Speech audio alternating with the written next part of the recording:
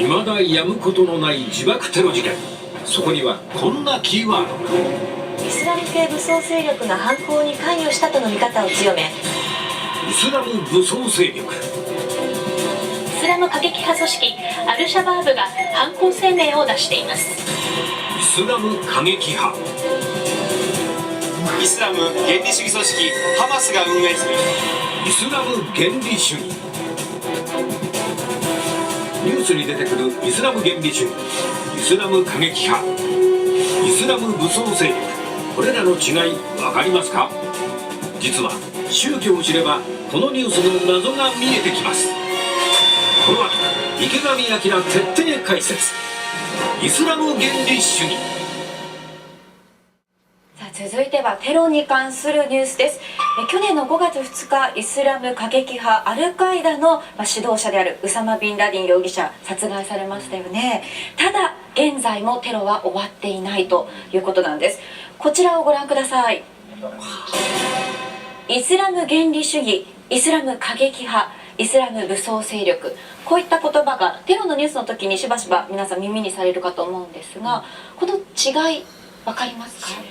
全然わかんない。一緒なんじゃないんですか。みんなテロ組織とかっていう。原理主義っていうものがね、イスラム教以外をもう認めないとか、そういう意味なのかなとかと思ってたことあるんですけど、自爆テロとかもテロを仕掛ける人とか、そういう風なちょっと怖いイメージしかないんですけど。そうなんですよね。どうしてこの言葉がそういった怖い印象になってしまったのかっていうのを池上さんに聞いてみたいと思います。はい、これはね、ごっちゃになって使われているんですが、実は上のイスラム原理主義と下の2つは全く違うもの、異なるものと考えてください。はい、こちらもちろんね、それこそ自爆テロをやったりいろいろ人を殺したりしますでしょ。イスラム原理主義はそもそもそういうものじゃないんですよ。どういうことかと言いますと、こちらイスラム原理主義というのはもともとですね、イスラム復興運動、つまりだんだん近代化が進んでですね、例えば女性が髪の毛を隠さないようになったとか、ね、こう肌を見せるようになったりした、そういう風潮を見た人たちが、いやイスラムの良き伝統に戻るべきではないか、伝統的なイスラムの教えに戻ろうではないかで、イスラムの復興運動というのを始めたんですね。でこうイスラムの教えを広めたり、あるいは貧しい人たちを助けたり、医療を施したりというこう言ってみればボランティアの運動も含めてのイスラム復興運動というのを始めたんですね。それをですね、キリスト教系の学者が原理主義って名付けたんですよ。と言いますのも、キリスト教原理主義というのがあるんですね。キリスト教原理主義ってアメリカに結構多いんですけど、聖書に書いてあることは一字一句全て正しいことだと。だから人間は神様によって作られた。ですからそもそも進化論などは間違いだということですよね。ノアの箱舟の洪水はあったことだと、全て信じている人たちのことをキリスト教原理主義と呼んだんですね。この発想でイスラム復興運動のことをイスラム原理主義と名前を付けちゃったと。こうキリスト教的なものの見方なんですね。だから本当は原理主義ではなくて、伝統的なイスラムの教えに戻ろうとする考え、平和的な運動がイスラム原理主義なんです。ところがこの運動の中に、この理想のためならば武力を使っても、あるいはテロをやっても構わないと考える一握りの過激派が出てくるわけですよ。そういう人たちがイスラム原理主義過激派と呼ばれるようになったもんですから、なんとなく原理主義そのものが過激な人たちという誤解が生まれたと、そういう思ってたね。思ってました。はい。違うんだ。過激派がつくつかないで全く違うものだということですよね。そうなんですね。でこのイスラム原理主義というのは言ってみればイスラムの伝統に戻ろう、本当のこう敬虔な昔ながらのイスラムの生活様式に戻ろうじゃないかという運動の一つなんですね。でそういう伝統的なイスラムを守り続けている敬虔なイスラム教徒の国というのがあります。それが中東のサウジアラビアなんですね。はい、このサウジアラビアに今回池上さん、はい、そしてはるかさんと一緒に行かれたんですよね。はい、そうです。ものすごい見たことのない、日本も私スイス育ちなんですけどヨーロッパでも見たことのない光景だらけでびっくりしました。でサウジアラビアは原則としてイスラム教徒以外の人はなかなか入りづらい国なんですね。でましてジャーナリズムがテレビのカメラが入るということも非常に稀なんですが、今回特別な許可が出てですね、ここに行くことができたんですね。さあそれではめったに見られない貴重な映像をご覧ください。日本から西へ8700キロ、中東の石油の国サウジアラビア。今回一緒にリポートするのはハルカ・クリスティーン。さあ私たちは中東の国サウジアラビアにやってきました、首都リヤドのホテルの一室から外を見ているんですけれどもね、高層ビルの建築が進んでますでしょ。そうですね。このサウジアラビアというのはですね、海外の人がなかなか入りにくい国なんですね。とりわけそのメディア、報道陣が入るのは大変難しいところなんですが、今回特別に許可が出てですね、私たちはここに来ることができたんですね。わざわざなぜホテルから始まるんですか今。そうですよね、疑問に思いますよね。なんか観光地みたいなところで始めてもいいと思うんですけど、そうしたいところなんですが、はるかさんがこの格好で画面に出られるのはここだけなんですよ。なるほど。外に行きますと、サウジアラビアの女性たちってみんなアバヤという黒いマントのようなものを着てですね、髪の毛を隠してさらに顔も隠している人たちも大勢いるんですね。はるかさんももし外へ出る場合はその格好をしなければいけないんですよ。サウジアラビアは非常に厳格なイスラム教の国で、外国の人あるいは異教徒の人もそういう格好をしてくださいということになってるんですね。厳しいですね、いきなり。そうですね。かつて砂漠だった場所に作られたサウジアラビアの首都リヤド。油田発見以来発展を続けています。日本ではあまり知られていない厳格なイスラム教徒の暮らしとはどんなものなのでしょうか。さあリヤドのオールドタウン、古い街並みにやってきたんですが、はるかさん、似合いますよ。ありがとうございます。なんかすっかりサウジアラビア人になった気分です。そうですね、こういう格好でないと街を歩けないんですよね。街歩いてて女性が全く見当たらないぐらい、本当に、あそこに一人、全身を覆ってる感じ、あれ女性ですかね。ちょっと一人あそこにいますね。目ぐらいしか出てないぐらいの格好してますけど、そうですね。でほら、ここは一人じゃないでしょ。あと家族を連れて歩いてますよね。女性はね、守るべき大事な存在なので、一人で街を歩くっていうことが認められていないんですよ。外出する時には家族の男性と一緒、あるいは車の運転は危険なので認められていないので、ドライバーさんと一緒に出る。女性の運転は認められていないんですよ。去年9月には車を運転していた女性にムチ打ち10回の判決が下ったというニュースが伝えられました。後に国王の温情措置によって判決は取り消されたものの、車の運転は認められませんでした。でもちろん女性の中にはね、女性だって運転を認めるべきだと、そういう主張をしている人たちもいます。そういう意味ではサウジアラビアも少しずつ変わりつつありますけれども、基本的には女性は守るべきものだから運転なんかしちゃダメだねと、こういうことなんです。女性の服装や車の運転など、私たちから見れば厳しい決まりがあるサウジアラビア。そもそもイスラム教とはどんな宗教なのでしょうか。イスラム教ってよく、言いますけれども、イスラムというのはですね、神に帰依するという意味なんですね。意味があるんですね。帰依というのは、全てを委ねるという意味ですね。私たち人間が神様に全て身も心も委ねること、これがイスラムということなんですね。なるほど。こちらイスラム教の分布なんですが、いわゆるイスラム教徒の、人数というのはですね、正確な数は分かっていないですが、今どんどんイスラム教徒の数増えてますので、いずれはですねキリスト教を抜いて世界で最大の宗教になるだろうと言われていますね。サウジアラビアの国旗を見ても、ここが厳格なイスラム教の国だということがわかるといいます。あそこに何て書いてあるのかと、アラビア語でですね、右から左にですね、ここに「アラーの他に神はなし、ムハンマドは神の使となり」と書いてあるんですね。使徒っていうのは神のお使い、神様の言葉を聞いたお使いという意味ですね。これがね、イスラム教徒の信仰告白といって、イスラム教徒は必ずこれを言わなければいけないよという言葉なんですね。サウジアラビアはイスラム教の国なんだよということを宣言していると。なるほど。その厳格さを見に行ってみましょう。イスラムの世界では女性が髪の毛などを隠すのは誘惑に弱い男性をむやみに刺激しないようにするためと言われています。そのため家族以外の人の前では隠すことになっているのです。中には顔全てを覆っている人が。何も見えないじゃないですか、あれは。いや、外側から見えませんけど、内側からよく見えるんですよ。これでちょっと持ってみてください。ほら、見えるでしょ。見えるんだ。私はバッチリ見えますよ。そうでしょ。でも私は見えてないんですよ。顔全然わかりませんよ。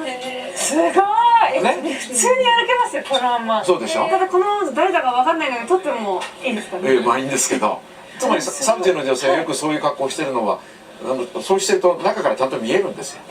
ああ、全然、じゃあ本当にもうただ自分を隠すために自分を守るためにつけてるっていう、続いて2人が向かったのは、あれ、池上さんの横に突然男性が。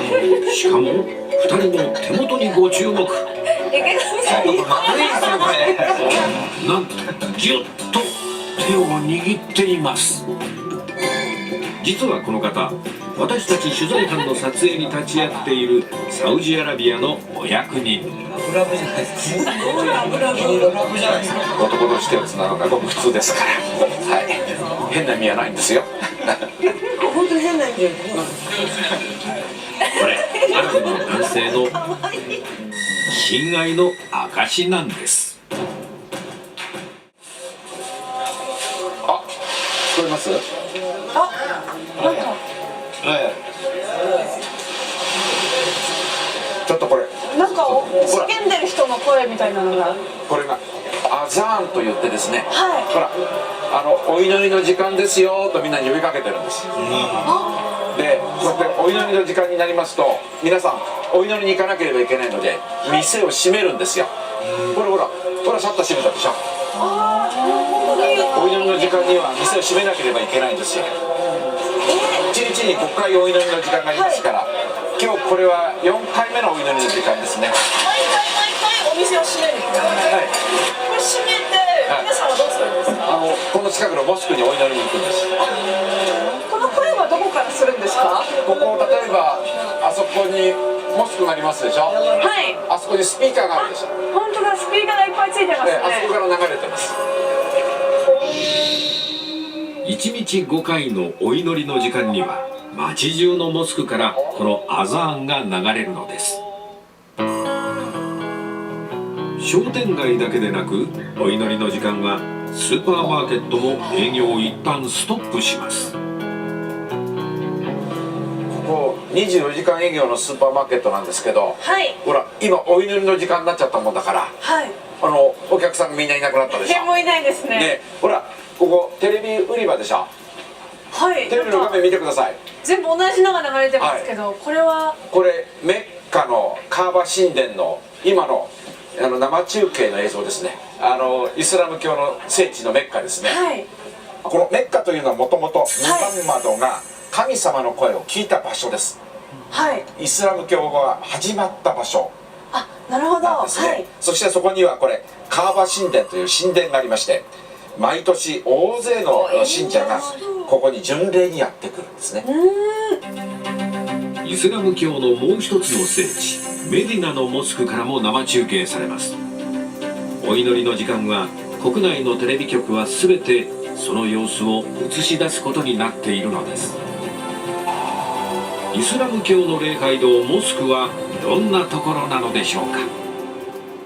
イスラム教徒がお祈りを捧げるモスクというのがさあどんなものなのか、なかなか中には入れないんですが、特別な許可をいただいてですね、れるところまで入ってみようと思うんですね。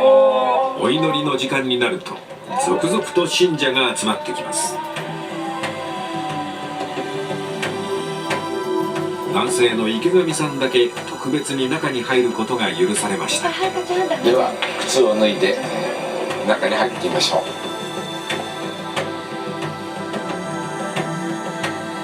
神聖な時間、女性は男性のお祈りの場へは入れません。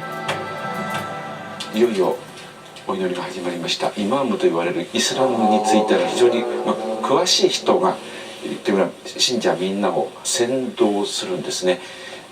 キリスト教では神父さんや牧師さんがいます。イスラム教ではそういう立場の人はいないんですけれども、信者を導く人が、見てですね、その人のこの言葉によって皆さんがお祈りをするわけですね。そしてどちらの方角に向かってお祈りをするのか、それはメッカなんですね。イスラム教のカーバ神殿のあるメッカの方角に向かってお祈りをします。でそのメッカの方角を示すのがあそこの真正面にあるくぼみですね。壁にあるくぼみ、あれをミフラーブと言います。あちらがメッカの方角だよということを示しているんです。ですから皆さんくぼみの方に向かってお祈りをしているわけですね。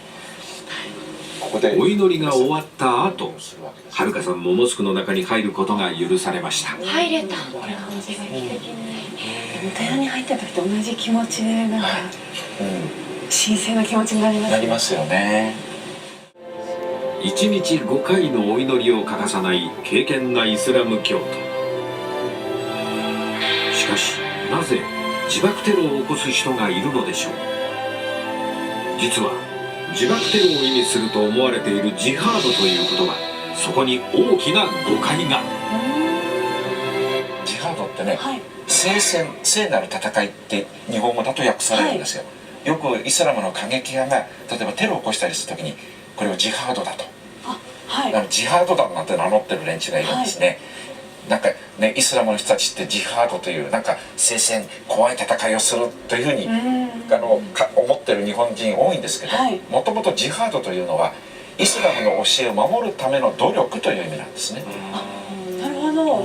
でもそのような怖いイメージになるのは何でなんですか。それは例えば自分たちの土地によそ者が攻めてきた時、侵略を受けた時にイスラムの教えを守るために戦う、つまり自衛のための戦う、これもジハードという言い方をするんですよ。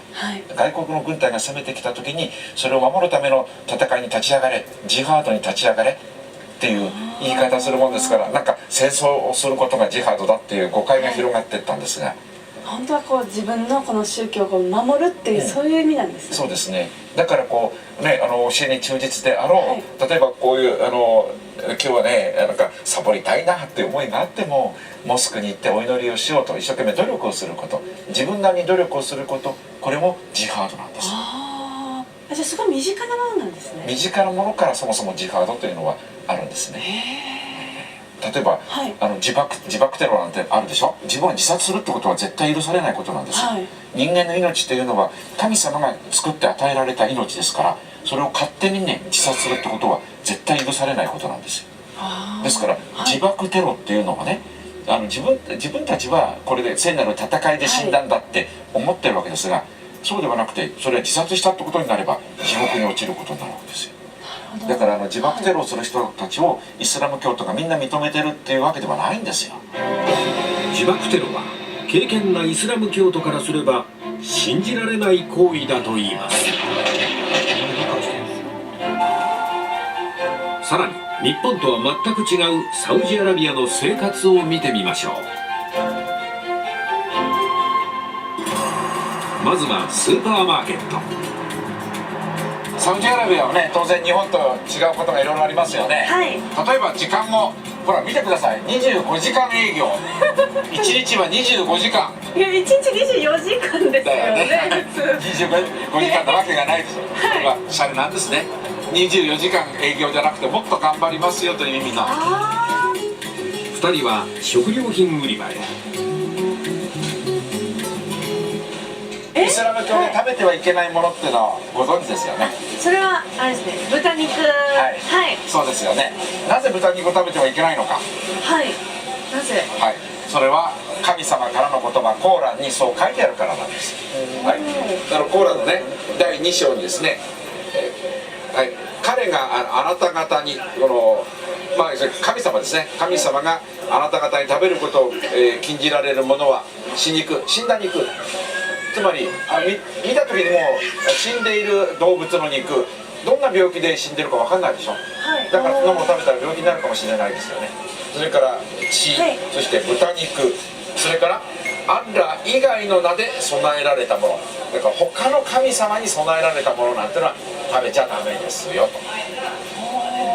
ただ故意に違反せず、つまり知らなくて食べちゃったっていう場合は、あるいはノリを超えず必要に迫られた場合、つまりそれを食べないともう飢え死にしてしまうよというような状態になった時には罪にはならないよと。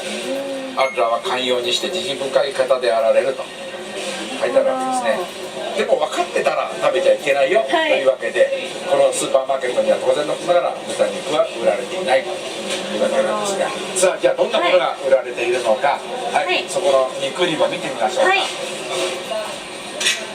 キャメルミートと書いてあります。キャメルってあのキャメルですよね。ラクダですよね。そうです。食べるんですよ。いや見た感じは普通ですけど、そうですよね。これがラクダなんですね。そうですね。いかにもアラブらしいでしょ。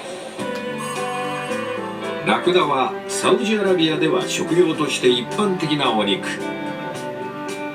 ラクダ市場もあるんです。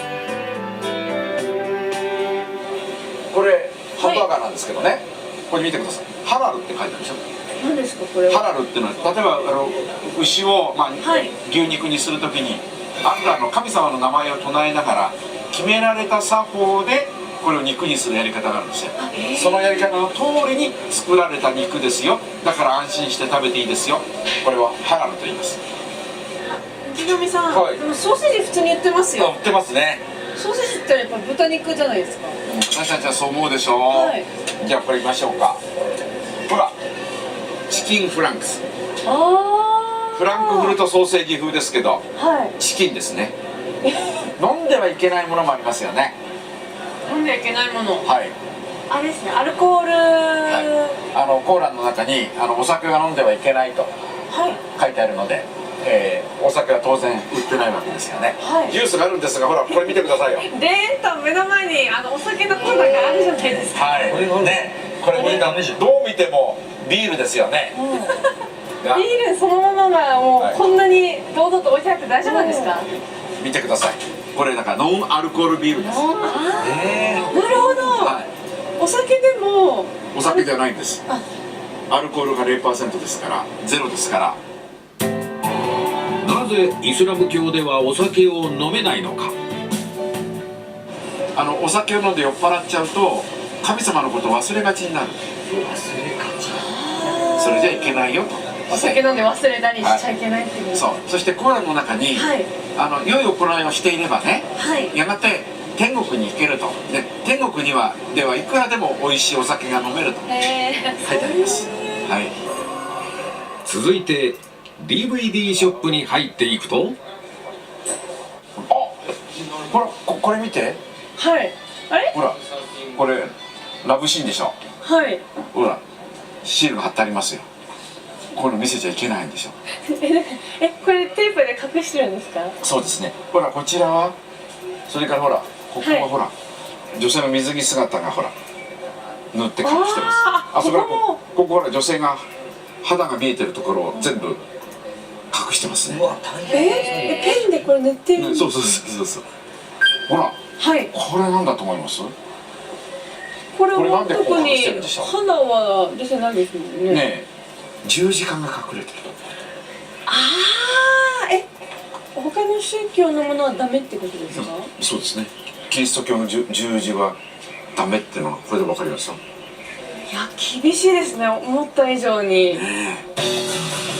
作品によっては内容も一部削除しているそうです。続いてやってきたのはファストフード店が並ぶフードコート。ここマクドナルドなんですが、ちょっとなんか気がつきません？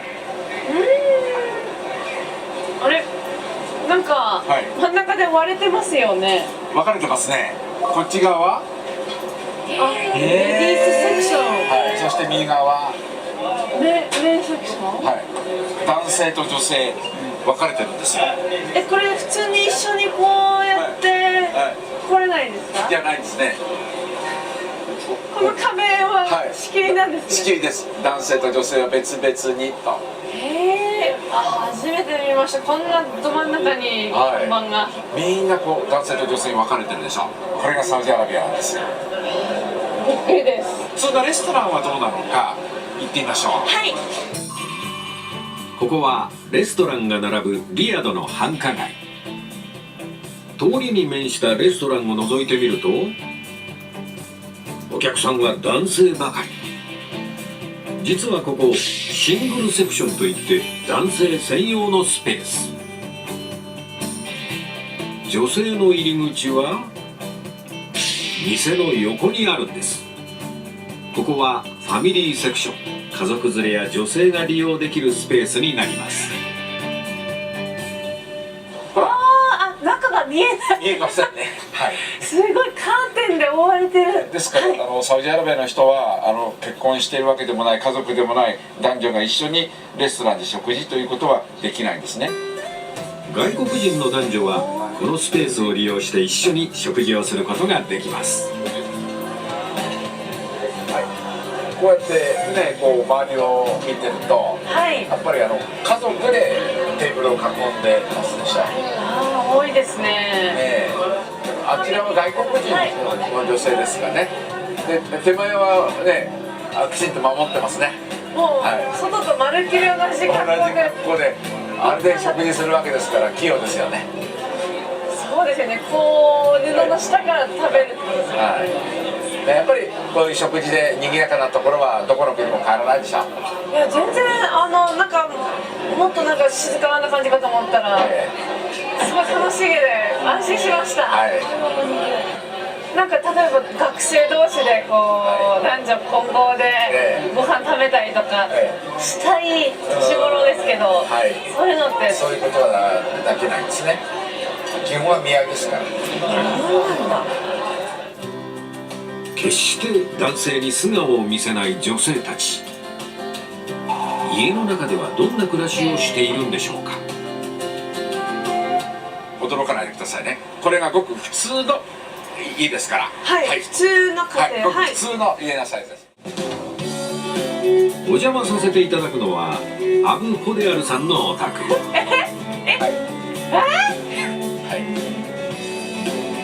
れ普通とかでお金持ちの家ですよね。サウジアラビアではごく普通の、取り立てでお金持ちというわけではないですね。ほら芝生があってプールがありますね。これ豪邸ですよ。いえ、それは日本で見ればもちろん豪邸ですけど、サウジアラビアではごく標準的です。石油の国っていうのだけあって、サウジアラビアの平均月収はおよそ35万円。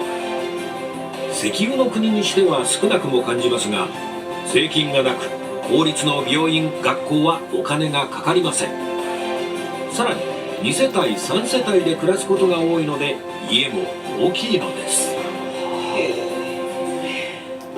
失礼します。では早速家の中に。こんにちは。こんにちは。家の中では黒いアバヤは着ていません。この日は親戚も含め7人の女性が集まってくれました。この国の暮らしについてどう思っているんでしょう。サウジアラビアで女性として生まれてよかったなと思うこと、よくなかった悪かったなと思うことって何ですか？嬉しいことはサウジアラビアにイスラム教の2つの聖地があることね。嫌なことは車が運転できない。そうそう、車が運転できないのは残念よね。あと外でアバヤを着なきゃいけないのが面倒かな。お見合いが一般的だというこの国の結婚観も気になるところ。お父さんとお母さんの出会いはどのような形で結婚につながったんですか？私はお見合いで結婚しました。私の父が彼女の家族に会った時、すごく彼女を気に入って、ぜひ自分の息子と結婚してほしいと頼んだんです。それでお見合いをしました。奥さんの方もなんかお見合い結婚に抵抗とかはなかったですか？私はジェッタという町の出身で、その町からは出たくなかったの。だからこの人と結婚する気なんて全くなかったわ。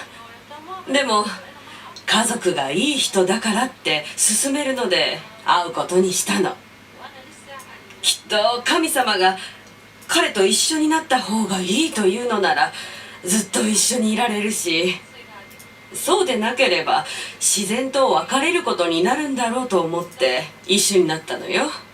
おいおい、私の顔と優しさも気に入っただろう。するとおじいさんが自分の出会いについても話してくれました。家族とエジプトに行った時、彼女の家族と出会って仲良くなりました。私の家族は彼女のことを気に入ったので、家族同士で結婚が決まりました。私は彼女のことをよく知らなかったので、愛情は結婚してから生まれたんです。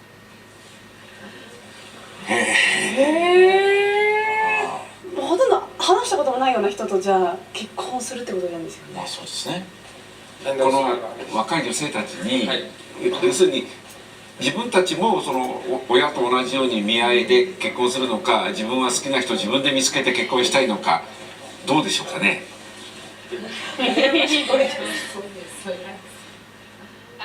お見合い結婚は嫌です。誰かと出会って結婚したいです。家族に決められたくないです。この国はいとこ同士の結婚が多いけど、私は自分が好きになった人と結婚したいな。私はお見合い結婚がいいです。出会いは自分で決めるものじゃなくて、神様が選んでくれるものだから、それに従います。そういう考え方するんですね。いや、考えたことなかったですね。神様将来のことを考えてくれてるっていう前提でも、なるほど。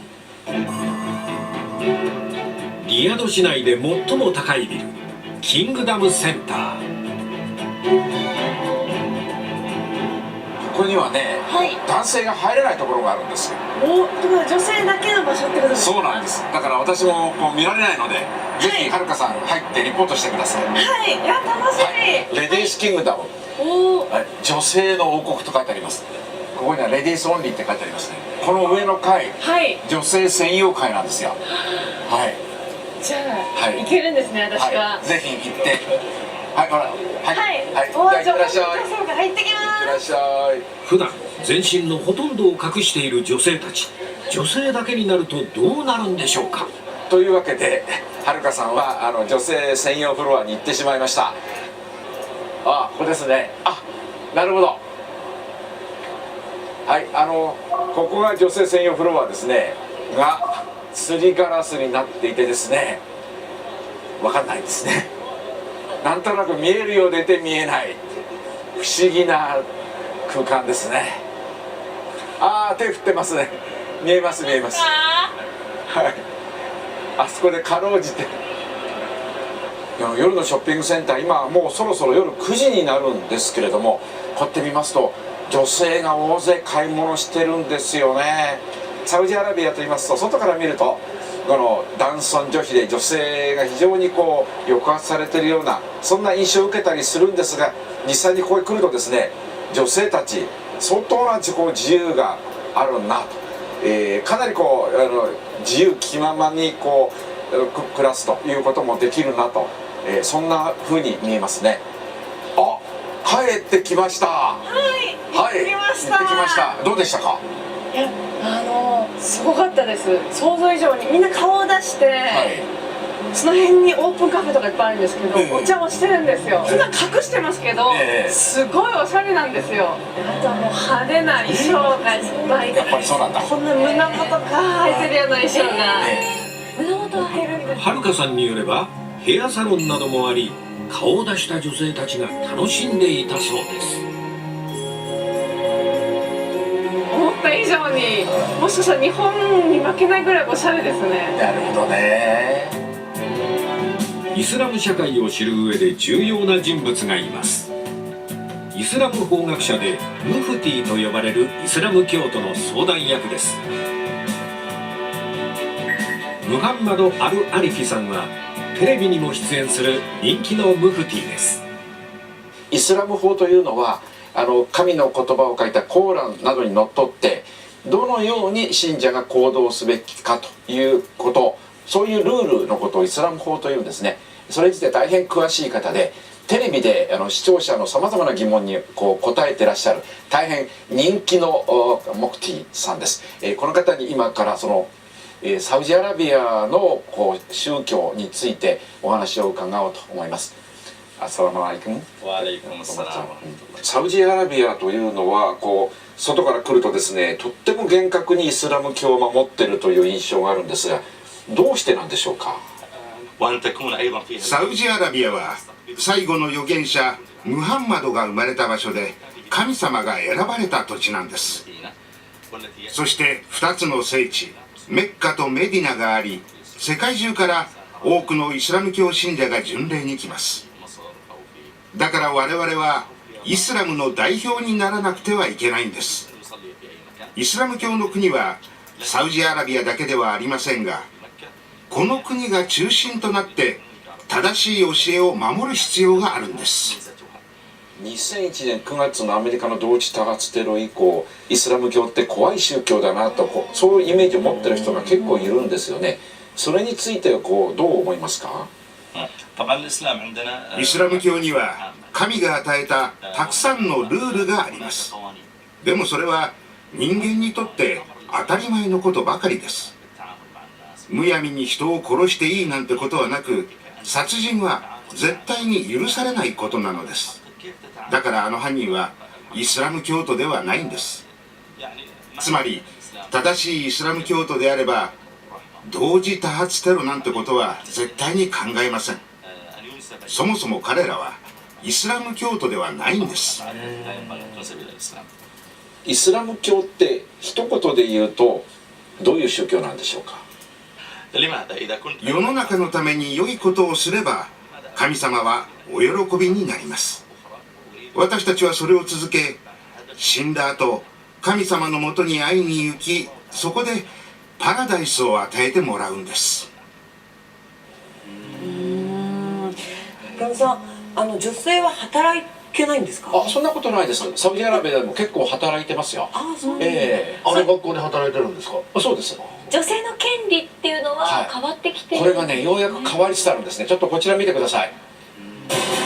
これ去年のニュースなんですけれども、サウジアラビアで初地方選挙で女性の参政権を国王が認めたというニュースがあります。つまり地方選挙、これまで女性選挙権なかったんですよね。女性にも選挙権を認めましょう、つまり立候補する権利、投票する権利を認めましょうということになりました。ただしいわゆる国会という組織がないんですよ。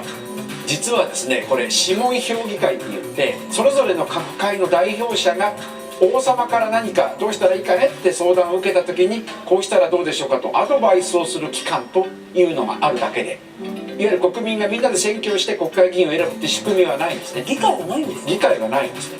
地方議会はあるんですよ。地方はある。その地方議会に女性の参政権をこれから認めましょうということになっていまして、将来的にはその国王の助言機関である諮問評議会にも女性を任命しようと言っているということです。大きな一歩ですよね。そうですね。